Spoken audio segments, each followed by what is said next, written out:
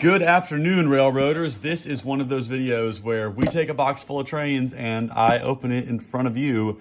So let's get right to that. Now, this is a collection that I picked up to sell in my model train store. All of the information to my store will be on screen right now. And I'm not actually entirely sure what's in here because I ordered a few things last week. Yes. So what we have here, guys, is something that I'm really now just seeking out. I never considered myself an S-gauge dealer. I never was a big S-gauge fan or collector. I've never really gotten involved with a scale in any way, but I decided that it might be time to get into it because I've had a lot of people come in and ask for it. So I picked up this collection of S-gauge rolling stock. I've had a little bit of S-gauge stuff before, but not a whole lot by any means. And most of the stuff in here I've never had before. Up first is a really cool Pennsylvania gondola. Most of the S-gauge stuff I've had prior to this was all just the American Flyer kind of company road name, if you will. So cool to have something from an actual real railroad. And here is another one from a real railroad, and my favorite railroad, in fact.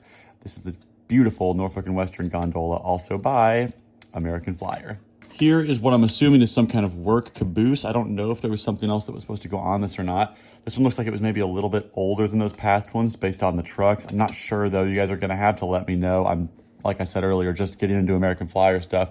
I'd also love to know sort of the difference of these couplers and what era that means this is from, or anything. You know, this is all very, very new to me. I mean, I've personally never even run an American Flyer train, so this is just a total new territory for me, but I'm happy to be doing it. Here is the shell and just some plastic stuff of a passenger car. There's that American Flyer kind of road name that I mentioned earlier. And here's another passenger car, similar situation. It looks like it's got that American Flyer road name on it. Maybe it said something here at one point. Silver Bullet, maybe, just judging by the shape of that. I'm not entirely sure. Again, somebody let me know in the comments, guys. I'm relying on you for the information here. Here is a car. Actually, we'll grab this one first. I think we've actually got two of these. Wow, Lehigh, New England Railroad. That's just a very obscure road name to have on a Flyer car, but that's pretty cool that it's on there. Here's a pair of these beautiful little coal hoppers. I've never seen these before. LNE stuff is not super common in general, so it's quite peculiar to see it with one of the most uncommon scales, but that is very, very cool. Here's one of the few cars that I actually have had in terms of American Flyer stock. This one's a little bit beat up. It's got the missing couplers, but the Texas and Pacific gondola, the 931, this is one that I've had at least two of come through, if not more, but I know I've had at least two of those. And oh my goodness, I thought this was gonna be another LNE hopper, but it's actually one of the American Flyer road name cars. I've had this one come through as well. This was a little bit worse for wear, but not too bad, considering that it's probably coming up on, what, 80, 90 years old maybe here? Here's one of the most unique ones that caught my eye in this collection, and probably my favorite in the whole lot. This is a nice little bridge flatbed carrying these girder bridge pieces, and it's for the Chicago and Northwestern Railroad. This has what I'm only assuming is the older style trucks and the older couplers.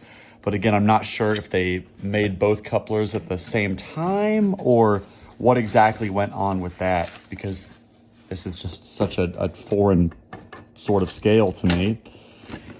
Here is a Gulf tank car. Once again, it's got the older style. I'm a little bit curious if this is missing a part. It almost looks like the chassis is missing something. I'll have to do some research and see. I think most of these cars were kind of described as not necessarily parts cars, but kind of in like C plus B minus condition. This one is definitely in C plus B minus condition. Oh my gosh, guys, this thing's just been destroyed. And unfortunately, it looks like it was destroyed in the box because there are shards of plastic all around the bottom. And we'll get back to that car in a minute, actually. Here's a really cool Monin. Wow, that's a very, very obscure road name. One of Carter and I's favorites, though. Very cool to have a flatbed with the Monin scheme on it. I think it's probably had a trailer with it at some point or something along those lines. I'm not seeing anything in here, though, that would suggest that. And yet again, another real road name. That's super cool. A nice Frisco car there. Really, really cool. I like getting some real road names for the Flyer stuff and not just American Flyer brand. Looks like everything else down here is just 3 pretty standard old school Transformers. Those are not going to sell for very much. But unfortunately, guys, it does look like this gondola was pretty much destroyed. So, yeah, not too happy about that. But what railroad would it is? Boston and Maine. Yeah, I would have liked to have had that, but that's very unfortunate. Thankfully, everything else made it okay in the shipment, and so that's all you can really ask for.